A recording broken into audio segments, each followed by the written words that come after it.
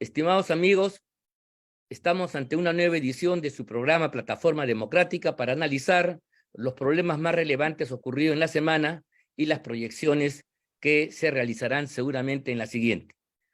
Este es un programa que se transmite por el canal VHTV de Cable Más y las redes sociales de la Coordinadora Republicana y el portal La Abeja. Soy Ángel Delgado y en compañía de Víctor Andrés García Belaúnde y Juan Cheput vamos a dar curso a este programa analizando los hechos significativos que vienen marcando la historia nacional.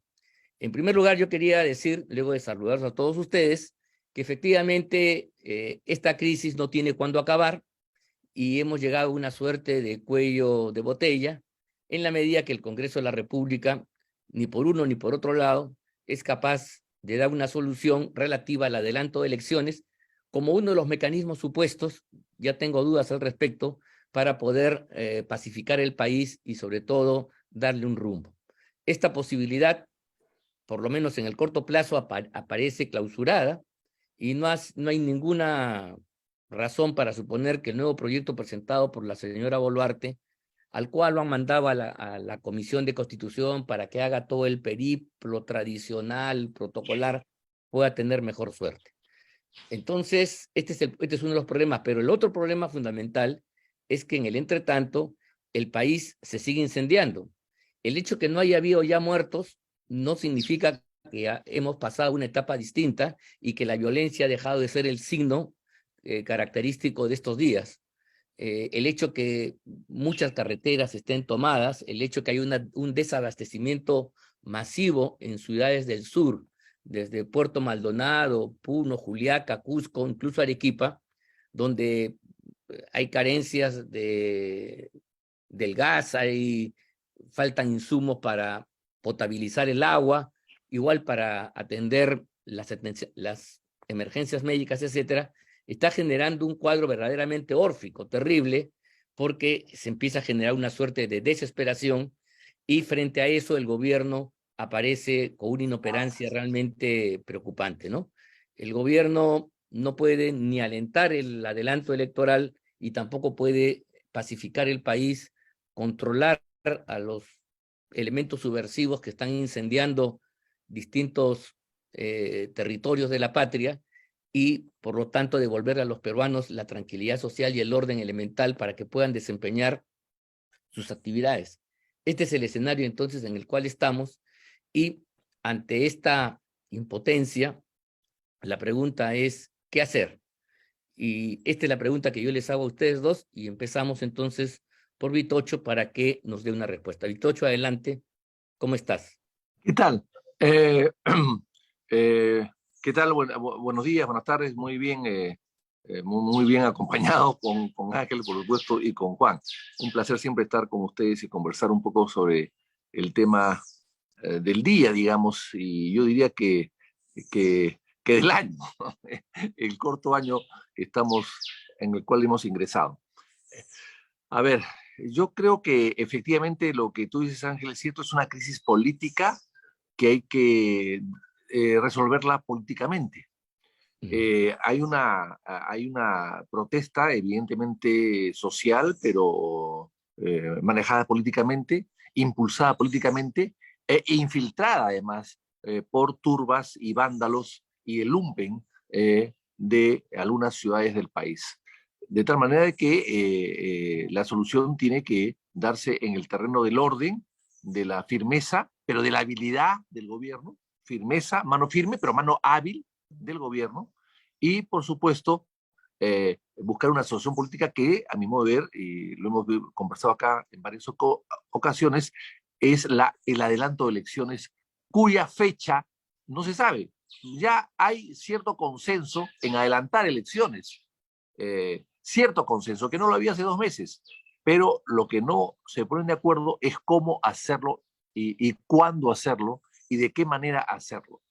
Y eso es culpa ya del Congreso, de muchos imberbes, pocos experimentados y con muchas aficiones, porque que hay muchos que se sienten, como decían los mexicanos, pues es un error vivir lejos de la ubre del Estado, ¿no? Dicen en México, ¿no? Es un error vivir lejos del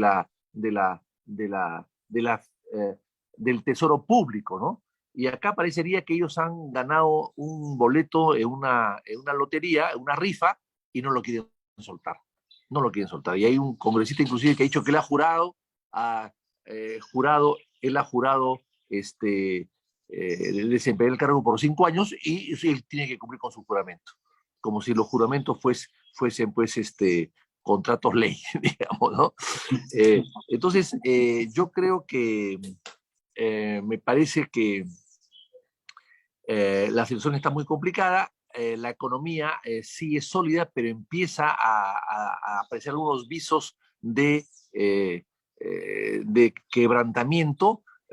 Hay algunos periódicos ya de fuera, el New York Times o el, el Journal Tribune, en fin, o algo más. Wall Street Journal.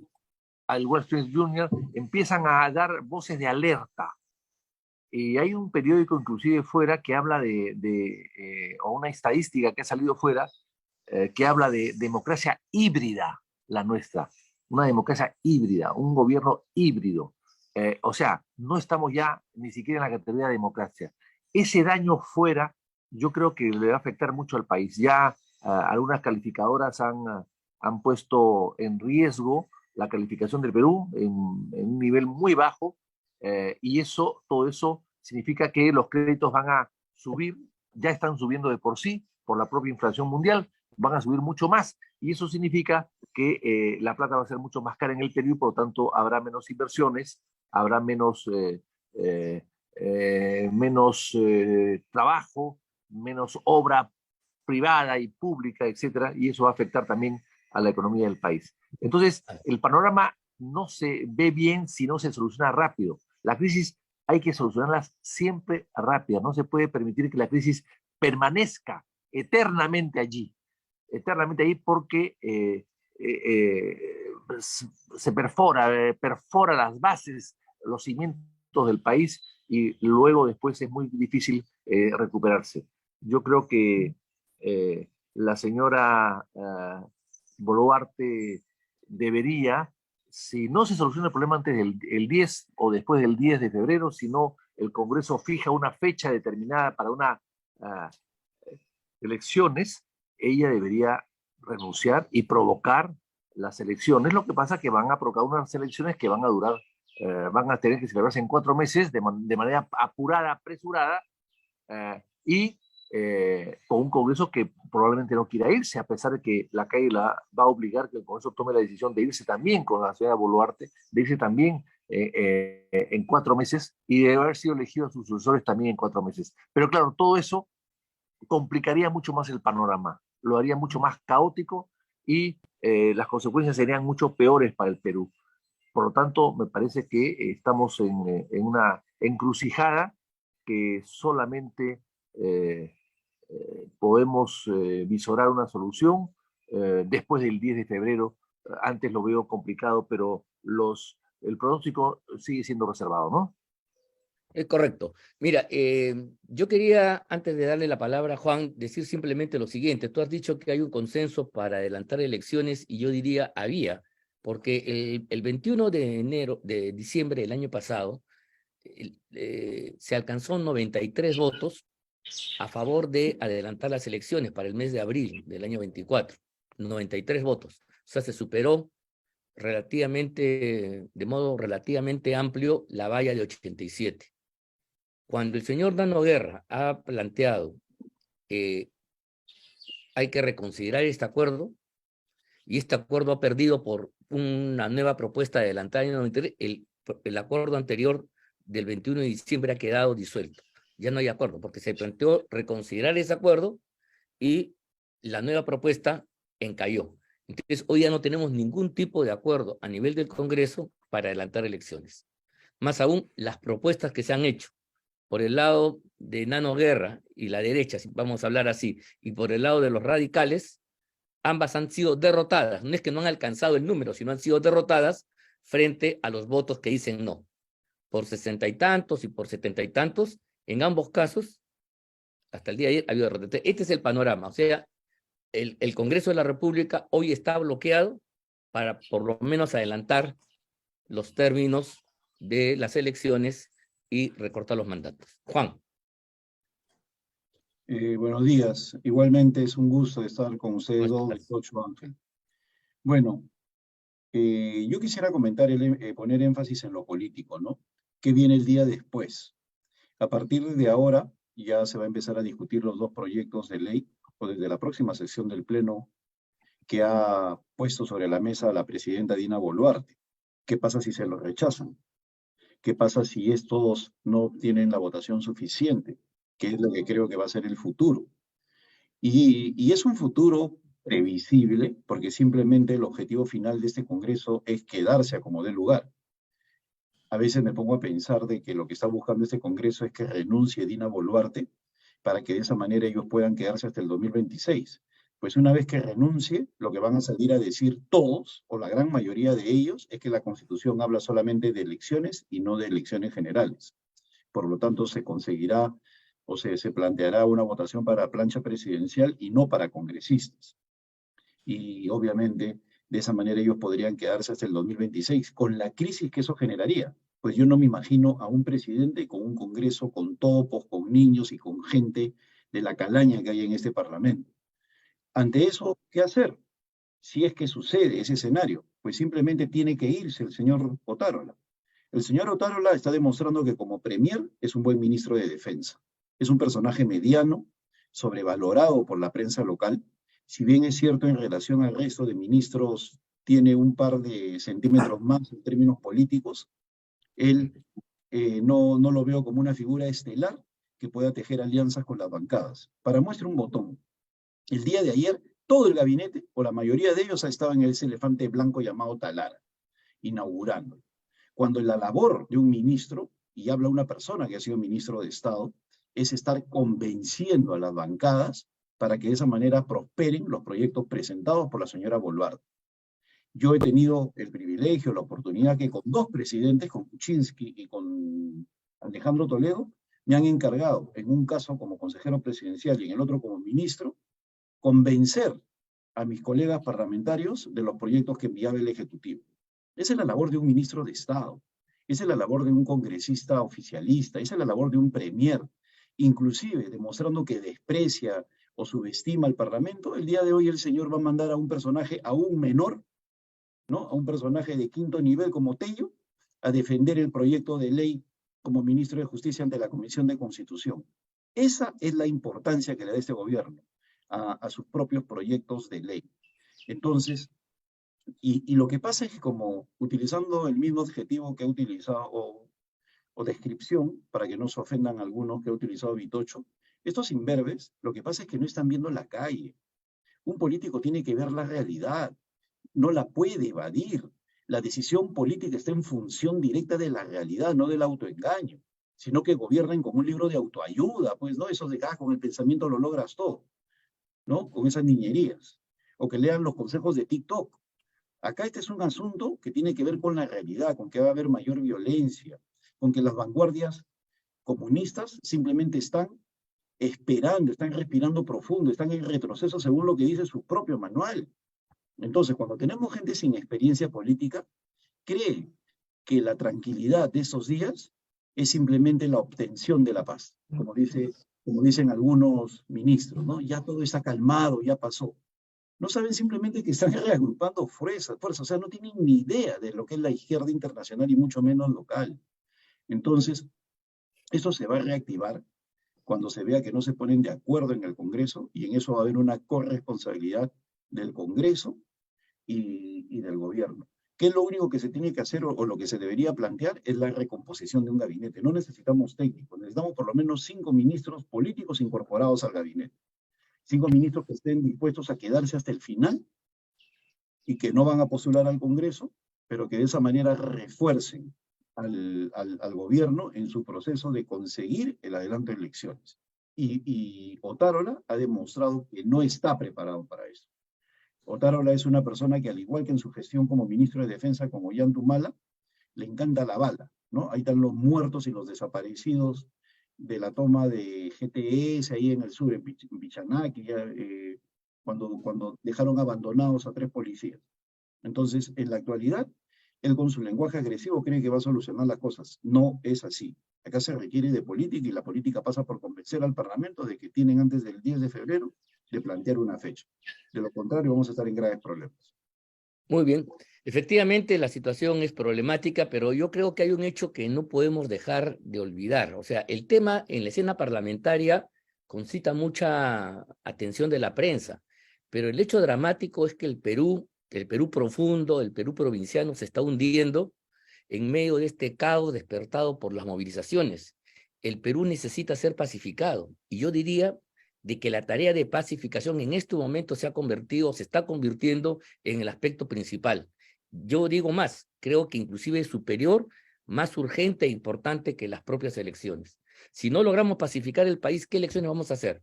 ¿Quién va a ir a Juliaca a tener un planteamiento distinto al de los radicales han impuesto a través de la violencia?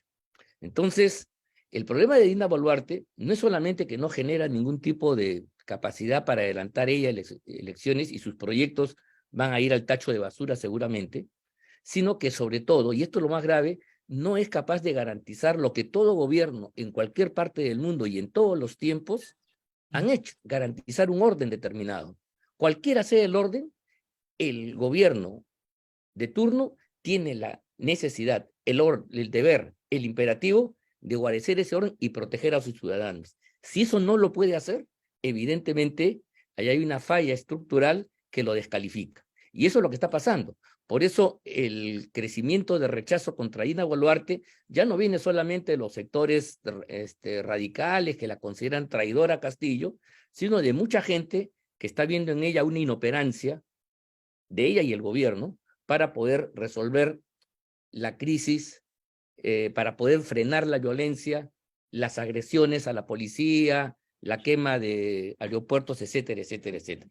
Entonces, yo me pregunto, y esto es lo que yo quiero conversar con ustedes, si es que el tema de la pacificación empieza a convertirse en un asunto de suma urgencia para todos los peruanos, y si es en ese contexto, si la señora Boluarte no puede, o no quiere, o no sabe cómo pacificar el país, bueno, pues que efectivamente renuncie, porque eso en primer lugar resuelve el tema electoral, como ya lo dijo Vitocho, pero sobre todo permitiría, esta es una incógnita, pero yo quiero hacer una apuesta, al general Williams gobernar y garantizar esa transición hacia las nuevas elecciones dentro de una paz y restablecimiento del orden, vuelta a las actividades, sobre todo en el sur del país, que todos queremos. Esa es una apuesta que la quiero dejar abierta para el comentario de ustedes. Primero, Vitocho. Bueno,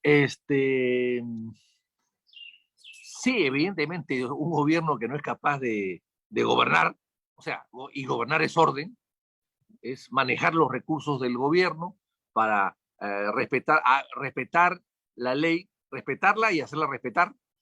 Si el gobierno no tiene capacidad para eso, entonces no es capaz de nada.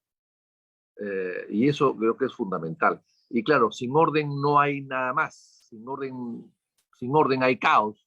En el caos hay anarquía, y en la anarquía no se puede hacer absolutamente nada. Entramos un poco a la ley de la selva, como parecería que existe en Madre de Dios y en el sur, donde impera la ley de la selva. Y vamos a asistir, si es así, asistir ya algo se está viendo, a que los civiles que se sienten afectados por las turbas y los protestantes van a tener que ellos salir a las calles a hacer lo mismo, a defender su patrimonio, sus propiedades, sus bienes, sus derechos.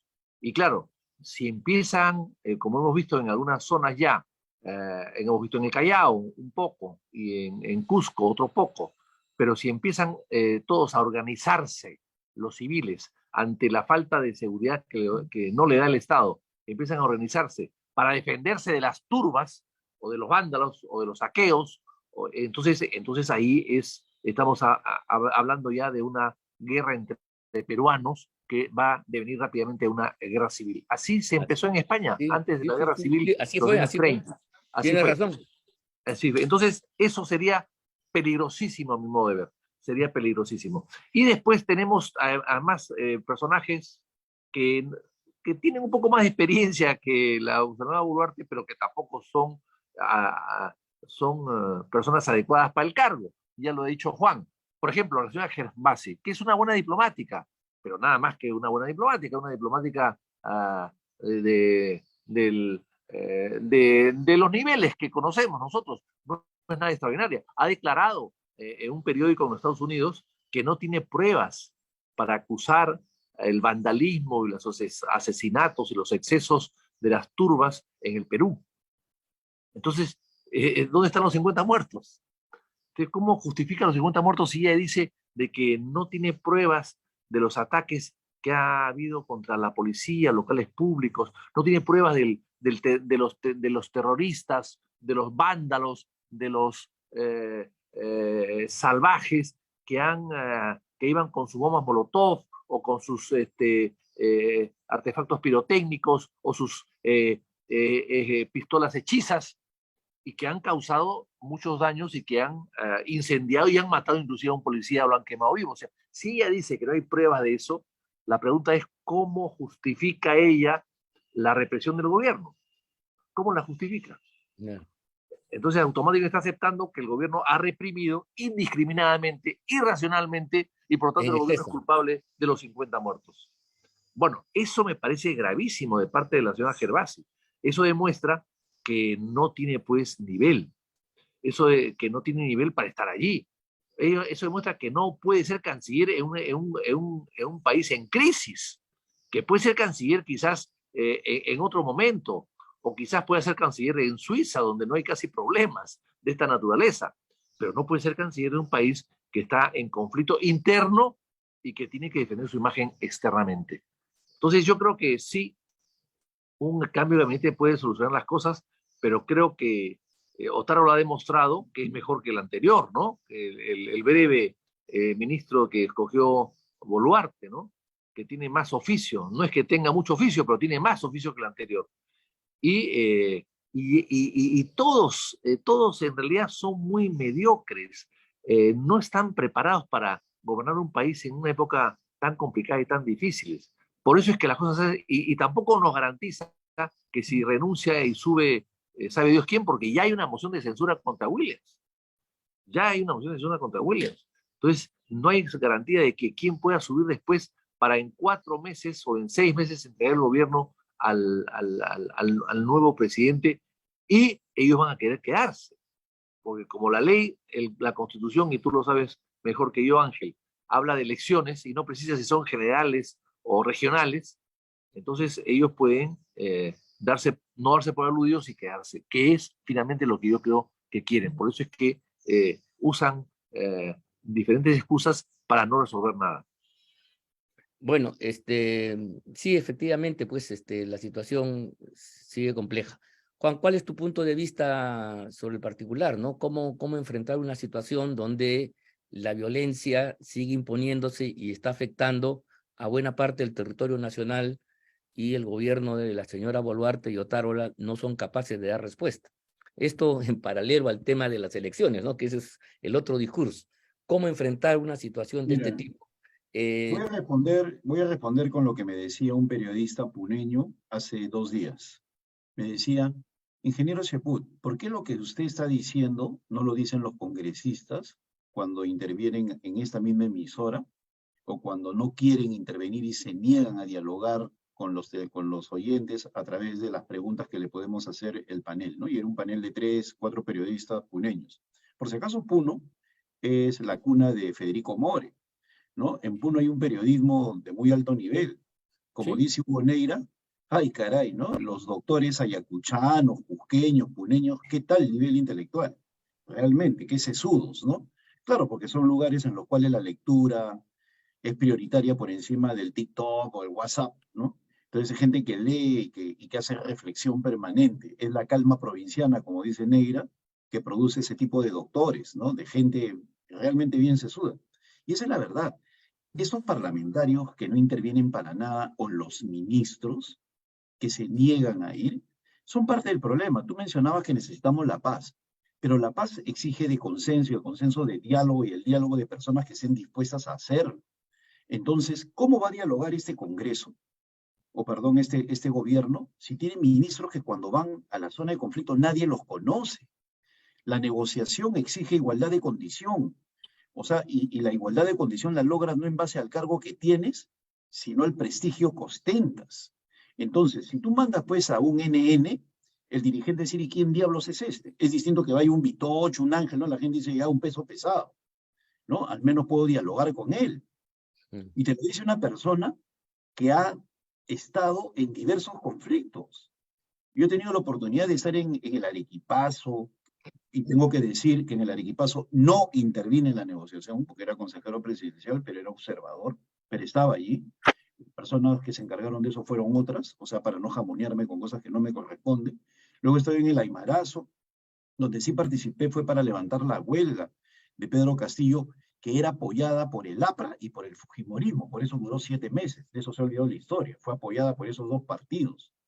Pedro Castillo fue apoyado 7 meses en esa época, y con Vicente Ceballos empezamos a dialogar, y logramos hacer que se levante la huelga, pero ahora tú no ves eso ni en el Parlamento, ni en los ministros. Por eso digo, el señor Alberto Tarola es mucho mejor que el antecesor, indiscutiblemente, como ha recordado Vitocho, pero luego del fracaso, de la forma como está llevando las cosas la presidenta, yo creo que no es un premier para estas circunstancias. No hacen ni siquiera las cosas mínimas. En este mismo programa, hace 2 o 3 semanas hemos hablado de por qué el gobierno no envía delegaciones extranjeras fuera al extranjero, delegaciones de peruanos, como lo hizo en su momento Paniagua, como lo hizo Toledo, como lo hizo el Fujimori con Paquicha, perdón, con la Cueva de los Tallos, para explicar la posición peruana en la guerra con el Ecuador. Y también en el 92 para explicar el golpe de Estado. Sí. ¿No? Donde hizo mérito Javier Valleres, ¿no? O sea, que luego fue premier, ¿no? Entonces, acá, mira, y no es porque le reviente cohetes a mi querido amigo Vitocho, pero un político y a la vez con una llegada a todos los parlamentos latinoamericanos, como Víctor Andrés, ¿por qué es desperdiciado? Imagínate tú una delegación de 4 o 5 políticos, no parlamentarios, porque no dan la talla, 4 o 5 políticos yendo al Congreso, al Senado argentino, al Senado chileno, sí, claro, ¿no? Simplemente explicar la posición del gobierno. Sería otro encantar, pero este gobierno ni siquiera hace eso, ni siquiera, ¿no? Entonces, están en una situación en la cual yo creo que el principal objetivo de todos es quedarse. Entonces, la señora Boluarte ya puede decir, no voy a renunciar. Muy bien, no vas a renunciar. Tu voluntad no es renunciar. Vas a tener que renunciar, que es distinto, como consecuencia de la asonada violentista. Una cosa es querer y tener deseo de renunciar, y otra cosa es tener que, obligado por las circunstancias, renunciar. Y yo creo que ese es el escenario, si no se dan cuenta los parlamentarios y el gobierno, que tienen que tener una pronta solución. Bueno, muy bien, pues hemos llegado al final de este programa. El tiempo se ha vencido. Hay muchas cosas que quedan por delante. Por ejemplo, imaginarnos un escenario sin Boluarte, que cada vez objetivamente cobra más verosimilitud. ¿El general Williams estará a la altura de las circunstancias? Esa es una pregunta que la voy a dejar flotando para reflexionar, y quizás podamos abordarlo la siguiente semana, si es que las circunstancias del país lo permiten. Muchas gracias a ustedes dos por su valioso comentario, por su participación, y gracias a ustedes, amigos, por seguirnos en Plataforma Democrática, y nos veremos la próxima semana para seguir con este tipo de análisis. Muchas gracias y hasta la próxima. Nos vemos. Chao, chao.